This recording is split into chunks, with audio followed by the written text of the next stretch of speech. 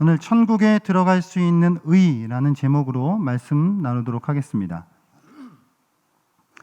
지난 8월 15일 아프가니스탄의 수도인 카불이 탈레반들에 의하여서 완전히 점령이 되었습니다.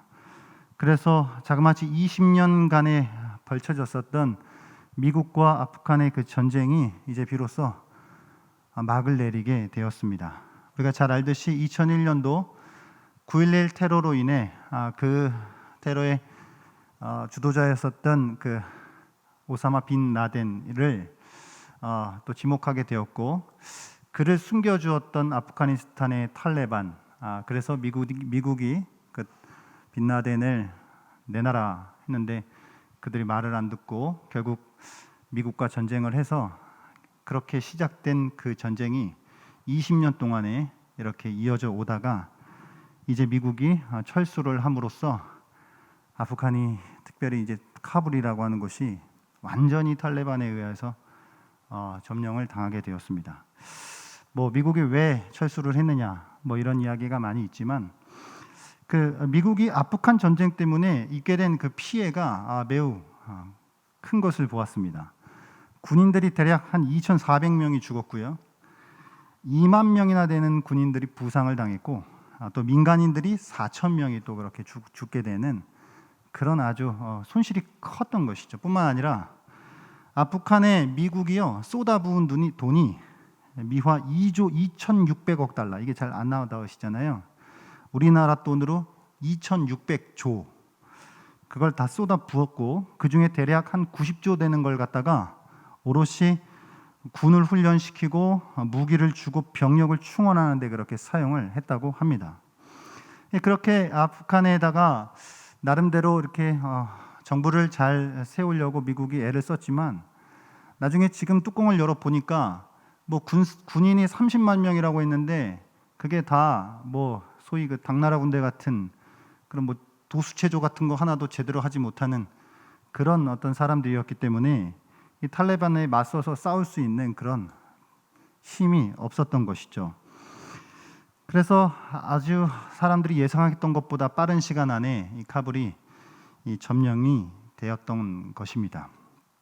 우리가요 이번 아프간 사태를 접하면서 알게 된 사실이 또 있는데, 이 탈레반이라고 하는 집단이 이 여성이요, 여기 여성분들 많이 계신데, 여성과 특히 이제 아동들, 어린 아이들에게 얼마나 말도 안 되는 그런 인권 침해를 저지르고 있는지를 우리가 좀 더 구체적으로 알게 되었습니다.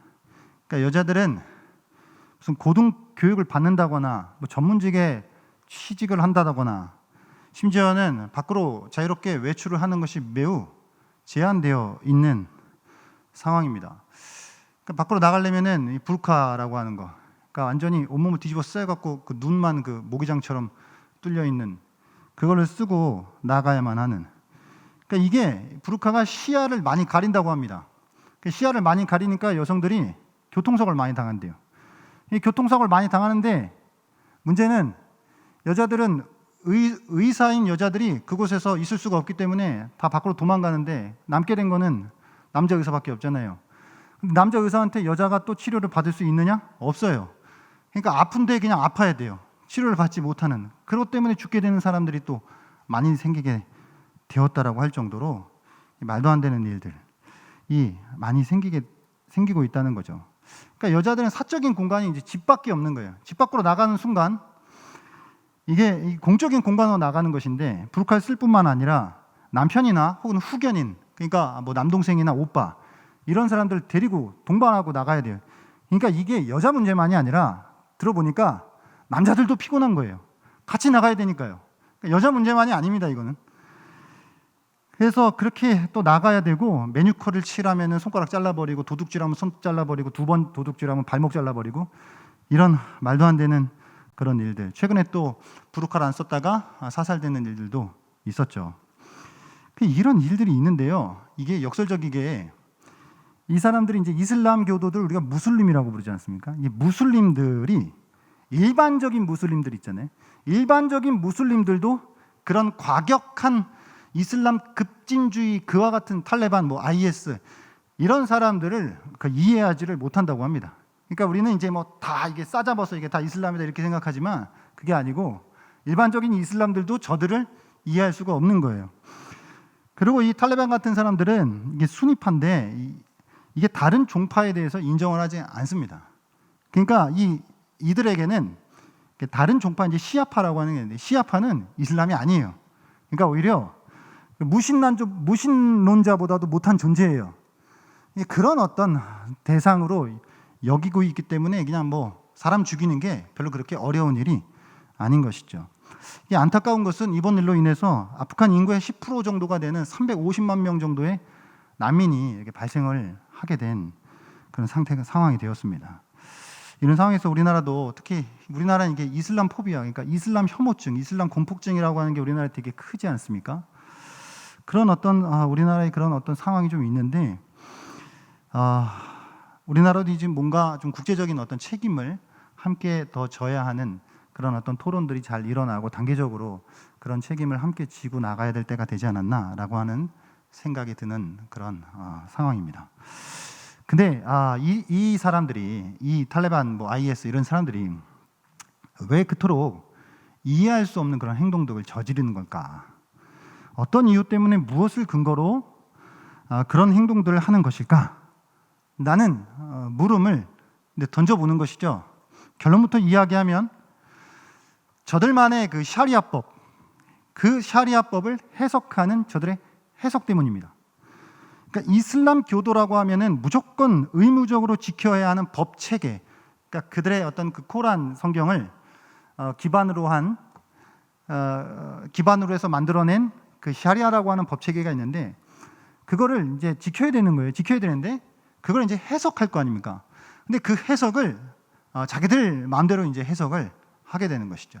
일반적인 이슬람 사람들이 해석하는 것과는 다르게 자기들 편의대로 그것을 해석하는 그들의 이 해석 때문에 이게 그들이 그렇게 폭력적인, 매우 강압적인 그런 어떤 태도를 취하게 된다라고 하는 것입니다.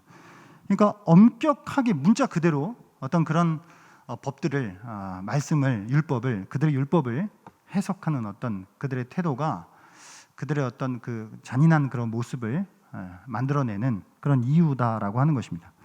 그러니까 우리가 이제 그런 종류, 이렇게 막 문자 그대로 막 그거를 막 지키는 어떤 그런 것들을 소위 우리가 이슬람 근본주의 혹은 뭐 이슬람 원리주의, 이슬람 급진주의 뭐 이렇게 우리가 이제 부르는데 이런 사람들은 전통이라고 하는 거, 어떤 그들의 교리라고 하는 거 이거를 문자적으로 지키려고 애를 씁니다.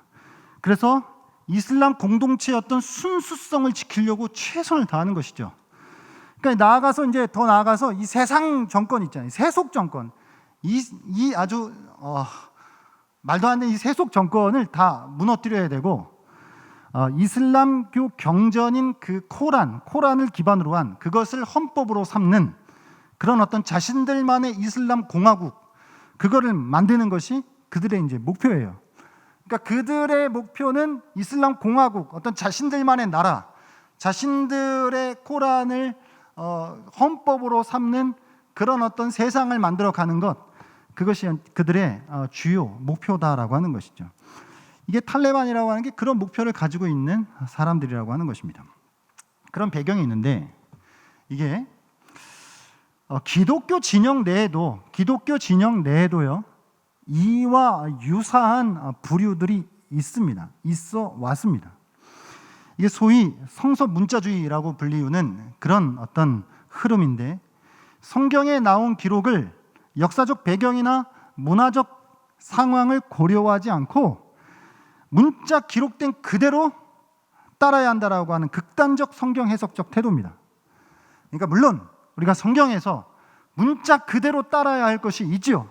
그러나 또한 많은 부분들은 비유나 상징이나 어떤 문화 역사적 배경을 이해해야만 올바르게 해석할 수 있는 수많은 말씀들이 있지만 이들은 그런 거 다 필요 없고 그냥 문자 그대로 그거를 해석하고 따라야 한다라고 주장하는 것입니다.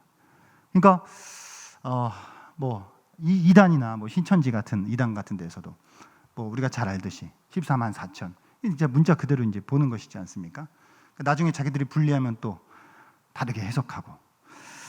그렇기 때문에 여러분, 이번 주 토요일부터 개강을 준비하고 있는 역사 드라마로 읽는 성경, 우리가 그래서 공부를 해야 되는 이유가 여기 있지 않겠습니까?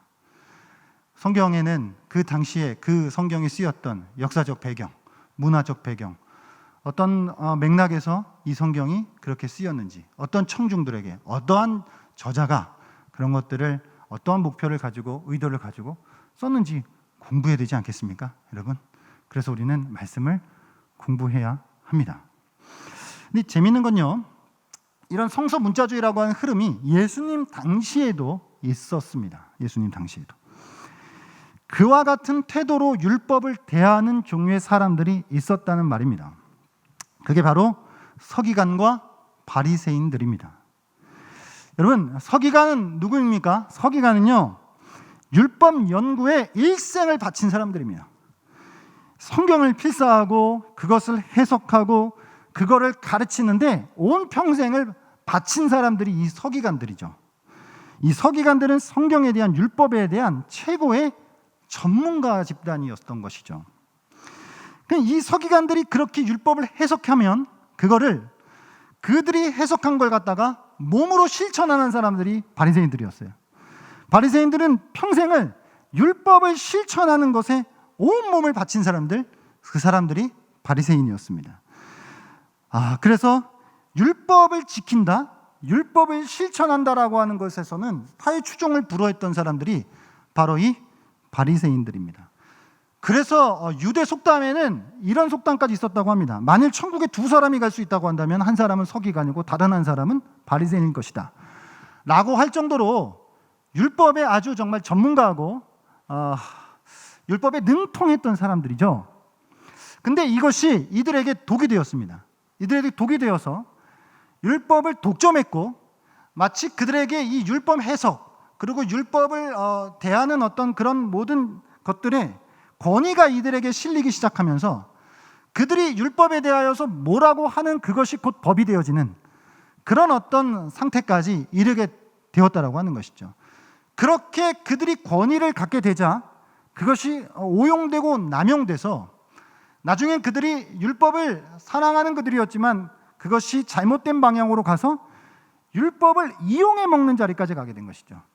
그러니까 율법으로 먹고 사는 사람들이 되는 그런 아주 아이러니한 그런 일들이 벌어지게 된 것입니다.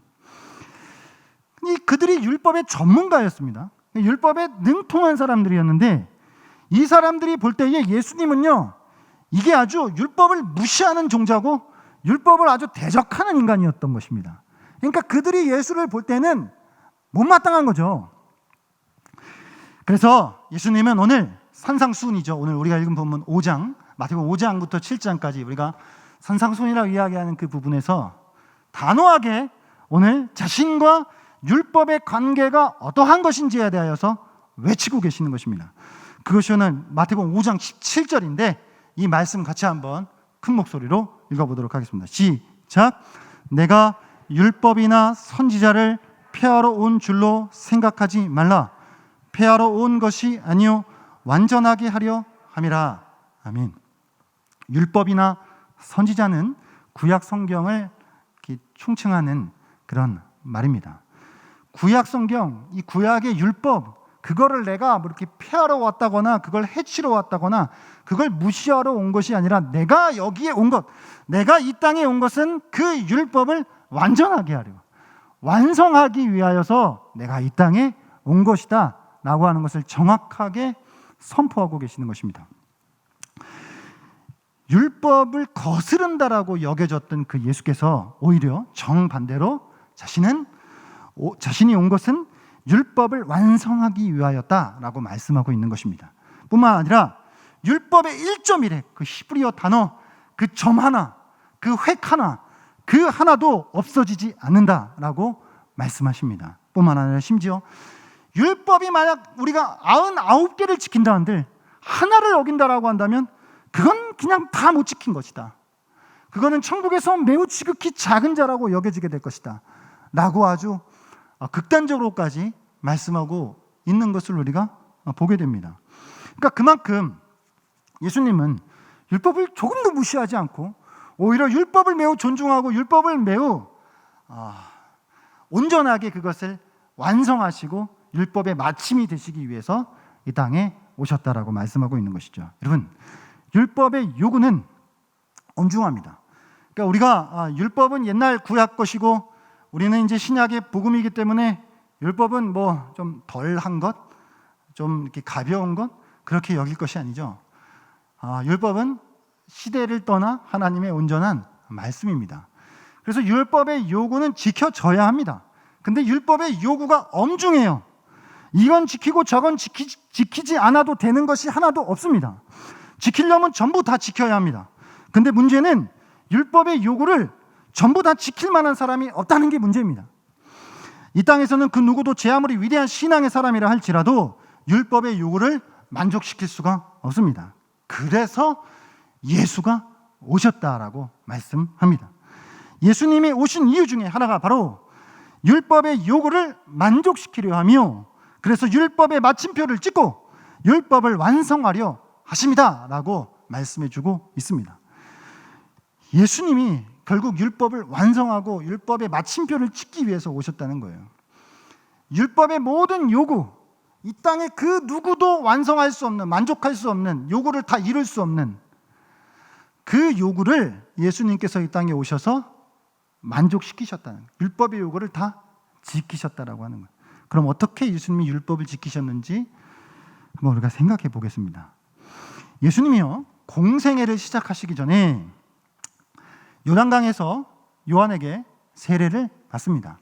그리고 어디로 들어가시죠? 광야로 들어가셔요. 광야로 들어가셔서 그곳에서 40일 동안에 굶으시면서 금식하시면서 그곳에서 지내시고 이제 마귀에게 또 유혹, 시험을 당하십니다. 마태복음 4장 1절 2절 말씀인데 이 말씀 같이 한번 읽어보도록 하겠습니다. 시작. 그때에 예수께서 성령에게 이끌리어 마귀에게 시험을 받으러 광야로 가사 40일을 밤낮으로 금식하신 후에 줄이신지라. 아멘.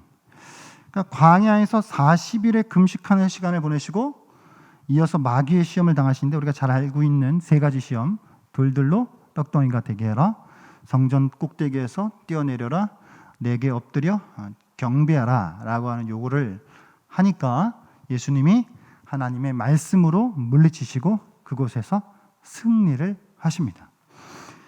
이게 어떤 의미가 있는지 다시 한번 민수기로 우리가 한번 넘어가 볼 텐데, 민수기에 보면요, 가나안 땅 입성을 앞둔 그 이스라엘 백성들이 12지파에서 한 명씩 뽑아가지고 12명을 가나안 땅을 정탐하기 위해서 보냅니다.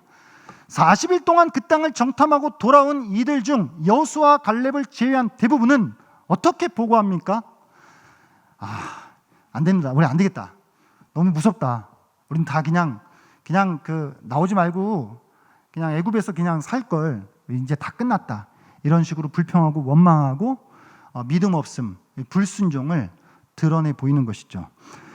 그래서 결국 이 일이 그들이 광야에서 40년 동안 방황해야 하는 이유가 되어버렸습니다. 민수기 14장 33절에서 34절인데요. 이 말씀 같이 한번 읽어보겠습니다. 시작. 너희의 자녀들은 너희 반역한 죄를 지고 너희의 시체가 광야에서 소멸되기까지 40년을 광야에서 방황하는 자가 되리라. 너희는 그 땅을 정탐한 날 수인 40일의 하루를 1년으로 쳐서 그 40년간 너희의 죄악을 담당할지니 너희는 그제서야 내가 싫어하면 어떻게 되는지를 알리라 하셨다 하라. 아멘.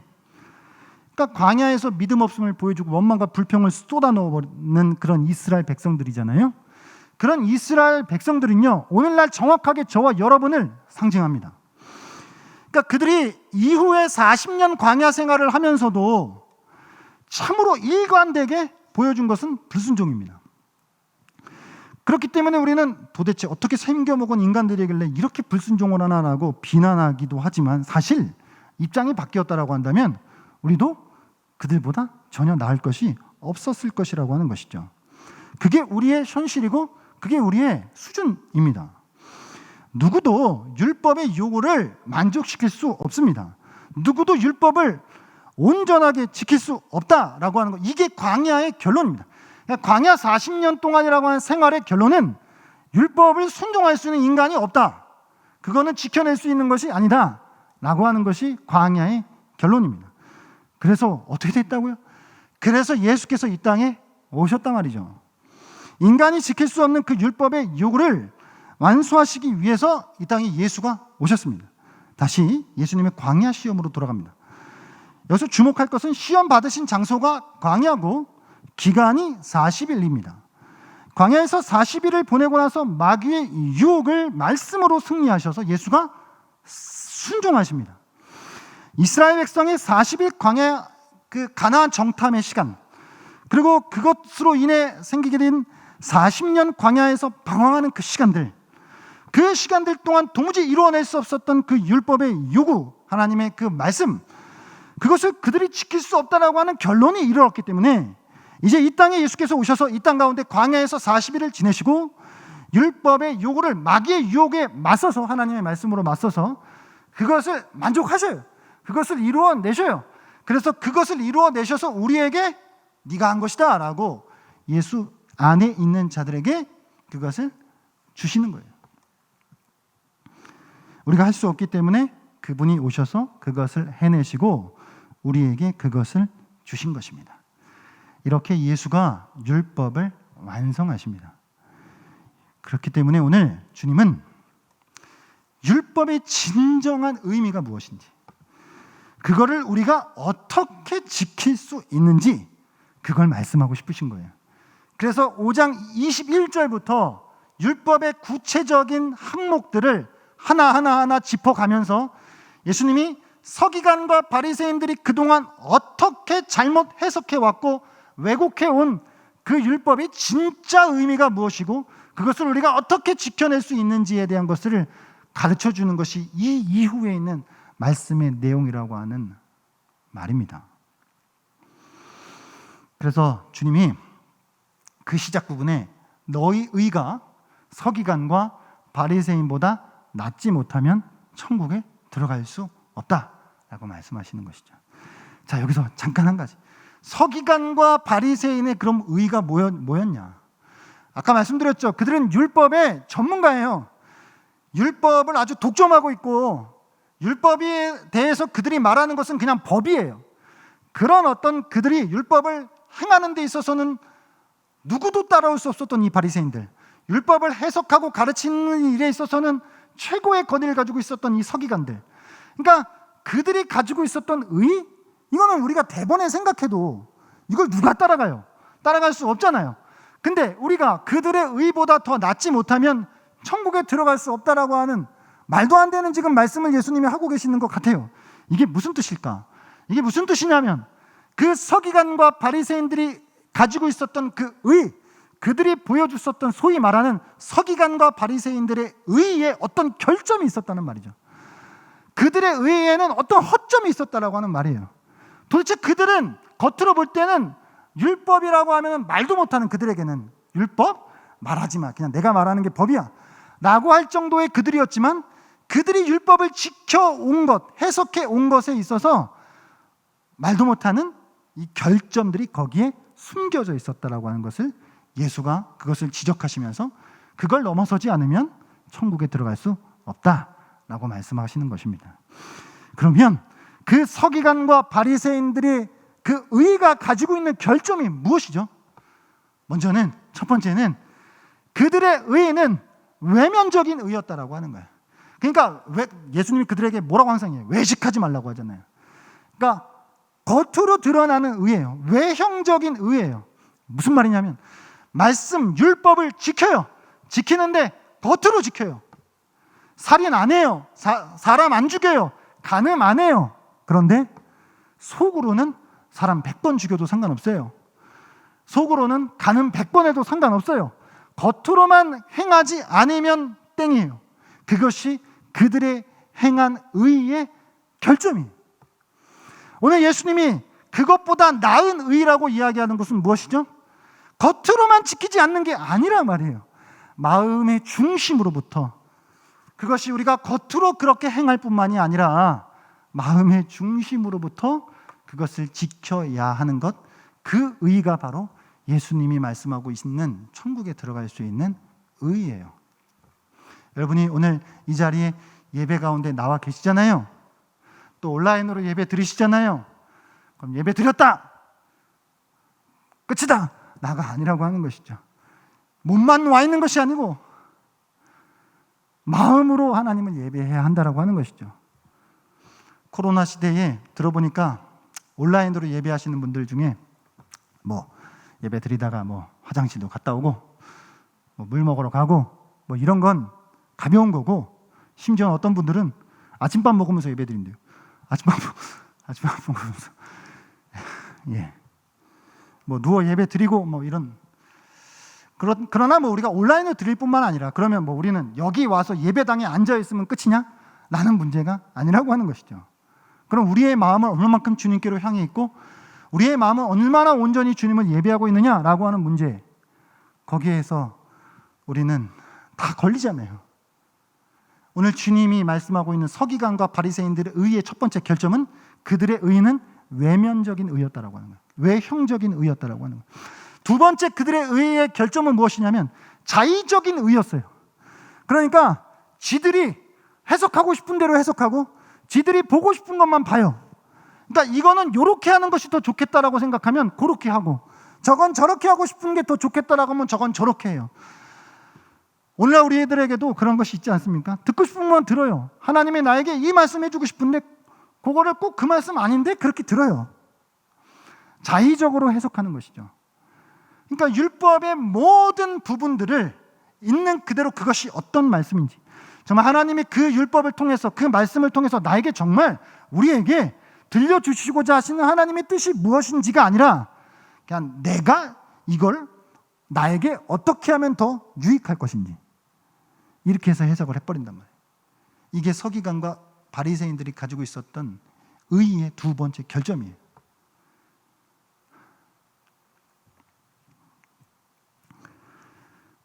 이렇게 마음대로 해석해버리게 되면 이게 여기서 어떻게 되면 더 심각해지면 폭력적이 되는 거예요. 그러니까 이슬람 그 극단주의나 이 서기관과 바리새인들의 의의가 좀 더 과격해지면 같은 것이 돼버려요. 여러분 보세요. 사울이 예수 믿기 전에 예수 믿는 사람들 잡아 죽이러 다니고, 그리고 나중에 사울이 회심했는데 또 예루살렘에서 유대인들이 바울을 잡아 죽이려고 하고, 그러니까 그들이 자기들 멋대로 해석한 그 율법에 기초하여서 그 일들을 행하고 있는 것 아닙니까? 이것이 서기관과 바리새인들이 가지고 있었던 의의 두 번째 결점이에요. 세 번째 결점은 자기 영광을 위한 의예요. 그러니까 마음의 동기에 대한 문제예요. 너 뭐 때문에 그 율법을 지키냐? 너 뭐 때문에 율법을 그렇게 해석하냐라고 할 때에 자신을 드러내기 위한 거예요. 자기가 영광을 받기 위한 거예요. 내가 높아지기 위한 거예요. 그러니까 다 보여주고 싶어하고 다 못된 사람들에게 높은 자리에 있고 싶어하는 것, 이게 외식하는 자들의 어떤 모습이지 않았습니까? 그러니까 서기관과 바리새인들의 의의는 바로 그런 것이에요. 하나님의 정말 영광, 하나님의 나라, 하나님의 뜻을 위해서 그 마음의 동기로부터 지키는 것이 아니라 그냥 자기들을 위해서, 자기의 어떤 칭찬, 자기의 인정, 자기의 어떤 명예, 이런 것들을 높이기 위해서 지키고 있는 것, 그것이 서기관과 바리새인들의 의의가 가지고 있는 세 번째 결점이에요. 이런 결점들, 그러니까 겉으로만 지키죠, 자의적으로 자기들 마음대로 자기 편한 대로 자기 편의대로 해석해버리죠. 그리고 그 마음의 중심의 동기에는 자기를 위한 것으로 지키고 있는 것, 이게 서기관과 바리새인들이 가지고 있는 의의 허점이고 이게 죄악이었다라고 하는 거예요. 이걸 넘어서야 된다라고 하는 것을 우리에게 말씀해 주고 있습니다. 여러분, 이 세상 사람들이요, 이 세상 사람들, 믿지 않는 무신론자들, 그들에게 있어서 기독교 신앙도 자칫 잘못하면요, 이슬람 근본주의 극단주의와 별로 다르지 않구나 라고 보여질 수 있습니다. 만약 우리가 말씀을 겉으로만 지키고 자의적으로 성경을 해석하고 내가 높아지려고 하는 욕망을 버리지 못한다라고 한다면 우리는 서기관과 바리새인의 의에 머물고 있는 것이고, 세상 사람들이 볼 때는 이슬람 극단주의나 기독교 신자들이나 그놈이다 라고 하는 식으로 보여질 수 있다라고 하는 것을 우리는 잊지 말아야 합니다. 오늘 주님은 우리에게 그것을 넘어서야 한다, 그것을 넘어서야 한다라고 말씀하십니다.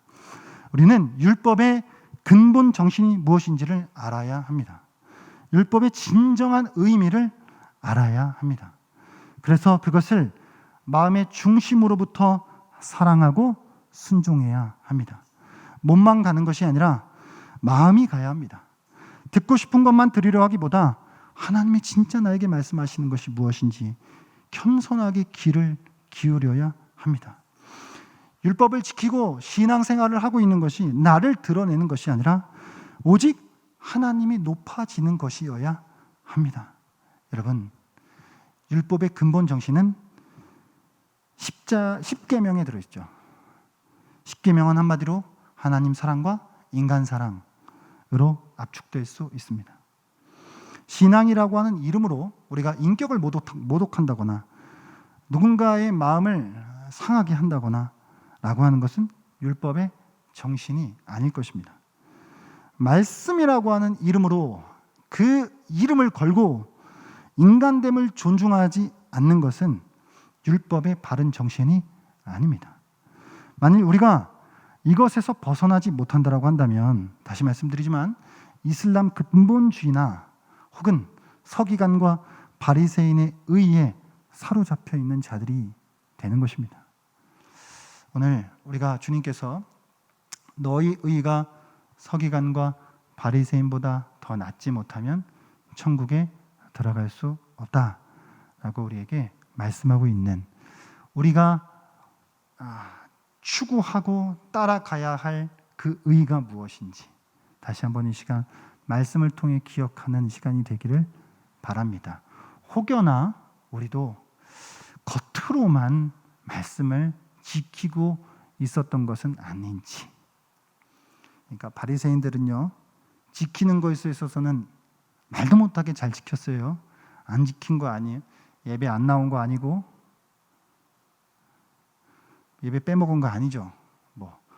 모든 것을 다 지켰어요. 그러나 얼마만큼 우리가 마음으로 그것을 지키고 있는지, 또한 내가 듣고 싶어 하는 것, 내가 원하는 방향, 그것으로 말씀을 돌려 끼워 맞춰서 내 편한 대로, 내가 마음이 편안한 대로 그렇게 말씀을 늘 나에게 해석하고 적용하려고 하는 그런 모습이 내 안에 있지는 않은지, 혹은 그렇게 신앙생활하고 말씀 순종하는 삶을 살아가는 그것이 근본 동기가 하나님을 높이는 것이 아니라 나를 높이려고 하는 것이 내 안에 있다라고 한다면 나는 서기관과 바리새인에 의해 머물러 있다라고 하는 것을 기억하면서, 그거는 우리가 그토록 혐오하는 저 이슬람, 저 극단적 그 인간들과 크게 다르지 않을 수 있다라고 하는 이 섬뜩한